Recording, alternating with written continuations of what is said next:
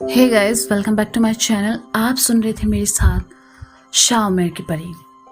शाह उमर की परी भाग 47।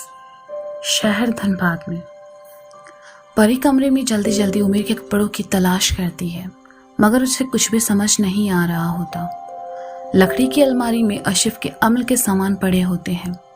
तभी परी की नज़र एक थैले पर पड़ती है। परी जब उस थैले को खोलती है तो उसमें उमर के कपड़ों की बत्ती बनाए हुए मिल जाते हैं। वो खुश होकर जैसे ही कमरे से बाहर निकलने के लिए मुड़ती है, उसके सामने आशिफ मुस्कुराता हुआ खड़ा रहता है। आशिफ, तुम तो सो गए थे ना? परी ने अटकते हुए कहा। मैं तो सोने का नाटक कर रहा था। मुझे तुम पर हमेशा से शक रहा है। बता, क्या करने आई थी तुम मेरे इस कमरे में? आशिफ ने परी के हाथ से थैला छीनते हुए कहा। आशिफ छोड़ो, इसमें कुछ भी नहीं है। परी ने थैले को मजबूती से पकड़ते हुए कहा। मैं क्या शक्ल से तुम्हें बेवकूफ़ लगता हूँ? चल बता, आखिर तू करना क्या चाहती है? बता जल्दी, वरना अब हाथ नहीं तुझे जलाऊंगा। आशिफ ने परी को बालों से पकड़ते हुए कहा। आशिफ छोड़ो मेरे बालों को, दर्द हो रहा है। तुम्हें क्या लगता है तुम उमेर को जान से मार दोगे, उसके जरिए ताकतवर बन जाओगे और मैं तुम्हारे हाथ पर हाथ थामे जुल्म सहती रहूंगी? बिल्कुल नहीं आशिफ, अब तुम्हारा खेल खत्म हुआ। बहुत जुल्म कर लिया तुमने मुझ पर, अब बारी मेरी है। परी ने कहा। क्या कर लेगी तू? शायद तू भूल रही है कि तुम्हारा वो जिन अभी भी मेरे कब्जे में है। ज्यादा बकवास की ना तो अभी की अभी उसकी लाश तुम्हारे सामने लाकर रख दूंगा।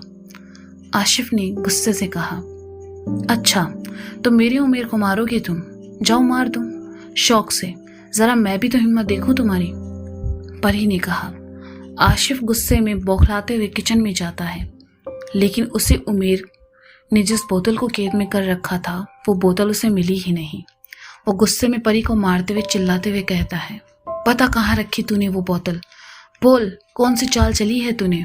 बता, नहीं तो तुझे जान से मार दूंगा। बता मुझे। मैंने उमेर को उसकी दुनिया में पहुंचा दिया है। अब तुम बहुत जल्द अपने असल मुकाम तक पहुंच जाओगे।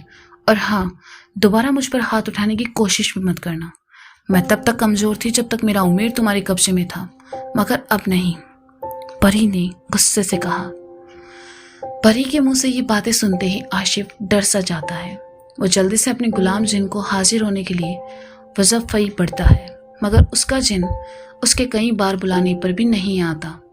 वो पागलों की तरह घर में इधर उधर चक्कर लगाता है, फिर स्टोर रूम में जाता है। इसी आईने से आएंगे ना वो लोग? जब ये आईना ही नहीं होगा तो कैसे आएंगे? आशिफ कहता है और फिर स्टोर रूम में रखे एक मोटे डंडे से शीशे पर मारकर उसे तोड़ देता है। पागलों की तरह हंसते हुए अपने कमरे में आकर लेट जाता है। परी, ये कैसा शोर है? क्या हो रहा है? आखिर कोई मुझे बताएगा? रफीक साहब ने पूछा। अंकल, आपके बेटे को जितना बुरा करना था उसने कर लिया। अब उसकी बारी है। वो सब लोग आएंगे और मुझ पर हुए और उमेर पर हुए जुल्म का बदला लेंगे। परी ने कहा तो रफीक साहब का दिल खौफ से लरस कर रह गया। वो दौड़ते हुए आशिफ के पास जाते हैं और कहते हैं। बेटा, अभी भी वक्त है, माफ़ी मांग ले। देख, मेरा तेरे अलावा कोई नहीं है। खुदा के वास्ते माफ़ी मांग ले और तौबा कर ले इन चीज़ों से। पापा, आप भी इस परी की बातों में आ रहे हैं? कुछ नहीं होगा मुझे। मैं उन सबको ख़त्म कर दूंगा। मैं उनके पूरे कबीले को ख़त्म कर दूंगा। इससे पहले उस परी को मारूंगा। आशिफ कहते हुए जैसे ही परी का गला दबाने लगता है, अचानक आसमान में तेज बिजली चमकती है। साथ में हजारों बिल्लियों के गुर्राने की आवाज माहौल में खौफ पैदा कर देती है। आशिफ डर से परी को छोड़ देता है। बिजली लगातार कड़कती रहती है, साथ साथ तेज तूफानी बारिश भी शुरू हो जाती है। आशिफ दौड़ता हुआ छत पर जाता है, ये पता करने की अचानक ये सब क्या हो रहा है। तो वहां का मंजर देखकर उसकी जान हलक में अटक जाती है। उसकी छत बगीचे में चारों तरफ बिल्लियां भरी होती हैं, जो कि हजारों की तादाद में होती हैं और गुर्राते हुए आशिफ को घूर रही होती है। उनकी आवाज़ सुनकर ऐसा लग रहा होता है जैसे किसी का मातम मना रही हो। आशिफ डर से चीखता हुआ वापस अपने घर के अंदर आता है और रफीक साहब के पास जाकर उनको कस कर पकड़ते हुए कहता है। पापा, वो सब आ गए, मार देंगे जान से मुझे। प्लीज़ मुझे बचा लो, मुझे मरना नहीं है, मैं मरना नहीं चाहता।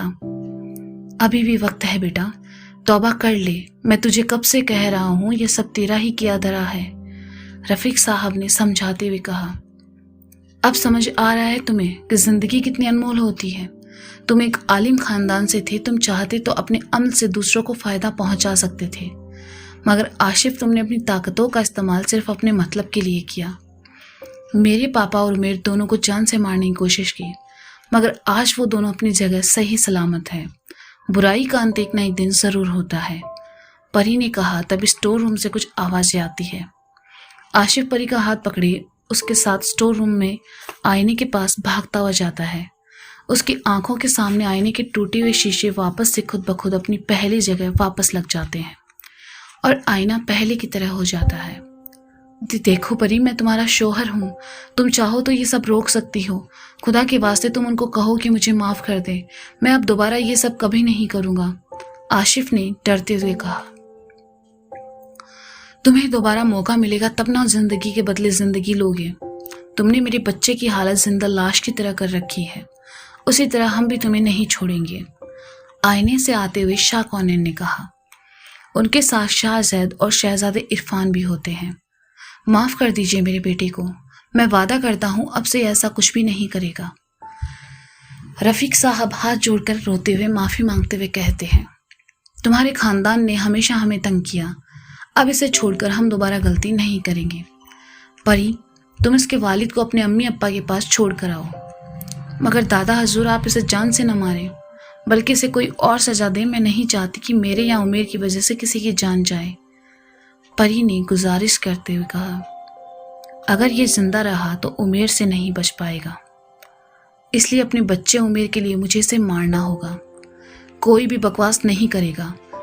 परी, तुम भी नहीं, चुपचाप यहाँ से चली जाओ, इसकी जो हालत होने वाली है वो तुम नहीं देख पाओगी। इस आलिम ने बहुत बुरा किया है और इससे हिसाब किताब निपटाना है हमें, शाह कौनेन ने गुस्से से कहा तो परी डर कर सहम जाती है। परी, मुझे छोड़कर मत जाओ, वरना ये लोग मुझे मार देंगे। पापा, मुझे बचा लो, आशिफ रोता चिल्लाता रहता है। रफीक साहब का कलेजा मुंह को आ रहा होता है, उन्हें समझ नहीं आता कि क्या करे। वो बार बार उन सबसे हाथ जोड़कर माफी मांगते हैं, मगर कोई फायदा नहीं होता। बाहर बिजली की कड़क के साथ तेज तूफानी बारिश लगातार हो रही होती है, साथ में हजारों बिल्लियों की आवाज माहौल को और भी खौफजदा बना रही होती है। तेज बारिश में परी रफीक साहब को अपने साथ अपने घर ले आती है, मगर बारिश में वो जरा भी नहीं भीगते। ये देखकर परी को काफी हैरत होती है, पर उसे उसके मम्मी पापा परेशान खड़े मिल जाते हैं। परी बेटा, ये सब क्या है? अचानक ऐसी बारिश और इतनी बिल्लियों का शोर, ऊपर से आशिफ के रोने की आवाज आ रही है। और रफीक साहब इतना रो क्यों रहे हैं? हसन जी ने हैरान परेशान होते हुए कहा। पापा, आप लोग जल्दी से अंदर चलें, सब बताती हूँ, परी ने अंदर चलने का इशारा करते हुए कहा। उस सब के चेहरों पर एक अजीब सा खौफ रहता है।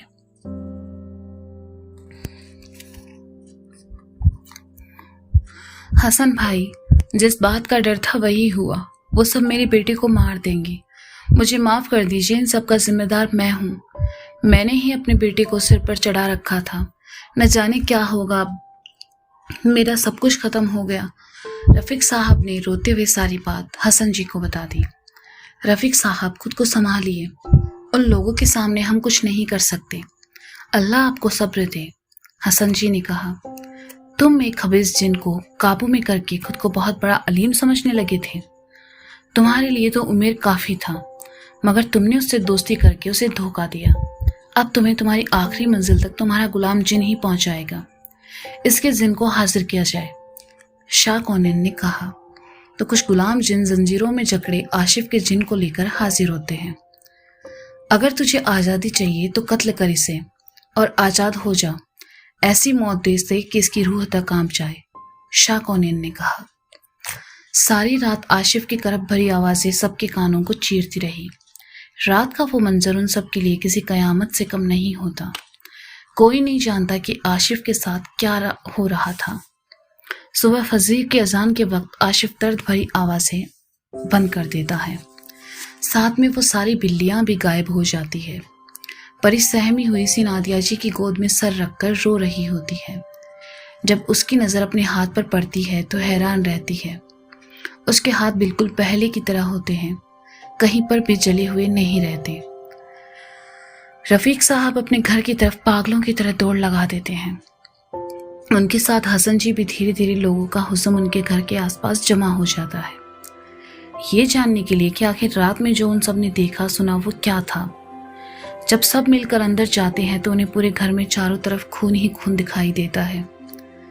रफीक साहब स्टोर रूम में जाते हैं तो वहां वो आईना मौजूद नहीं होता। फर्श पर बस चारों तरफ खून पसरा होता है। वो लोग जैसे जैसे घर के अंदर आते हैं उन्हें आशिफ के जिस्म के हिस्से इधर उधर फेंके हुए मिलते हैं। उसका सर दीवार से टंगा हुआ मिलता है, जिसमें उसकी आंखें बाहर की तरफ निकली हुई होती है।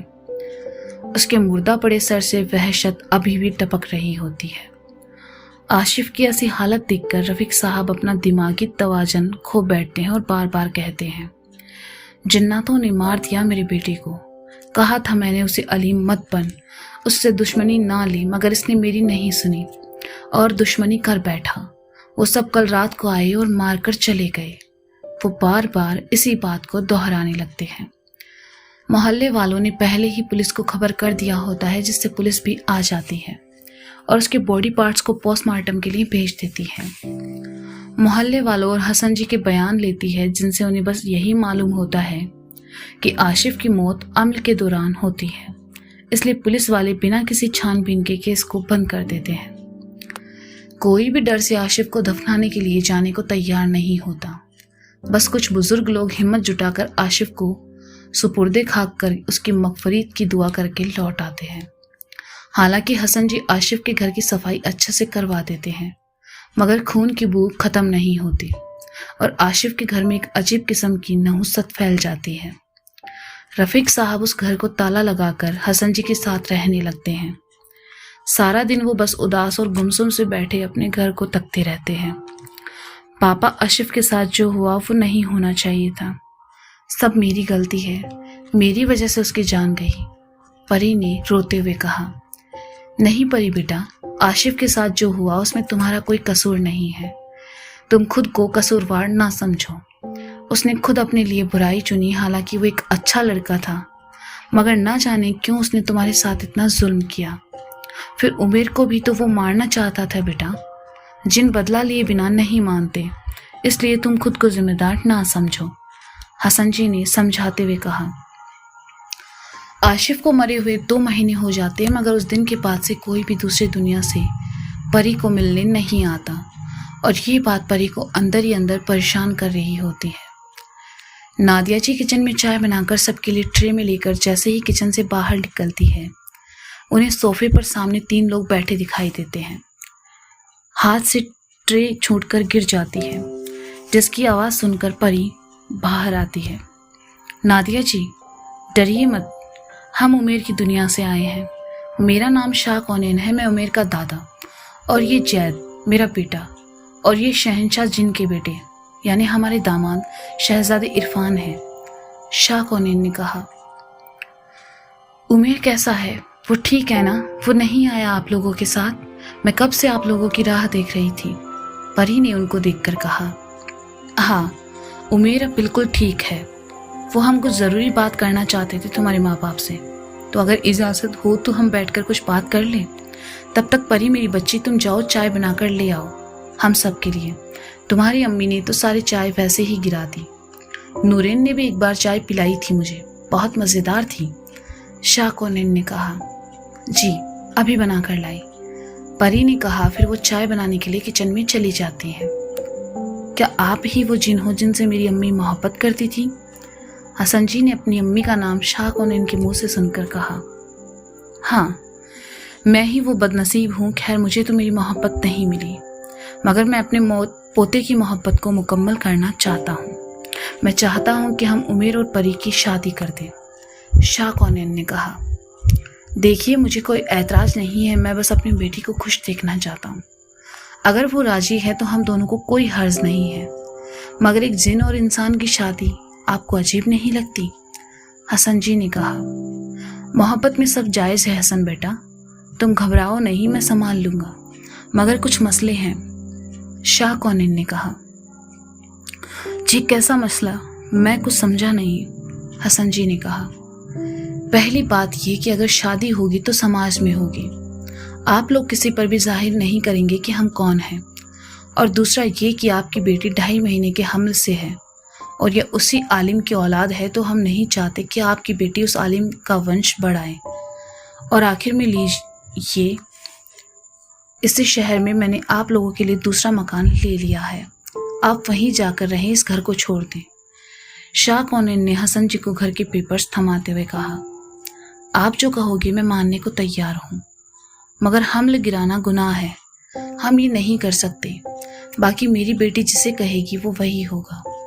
हसन जी ने कहा। नादिया जी बस उन सबको ऊपर से नीचे कर घूर तक कर देखती रहती है।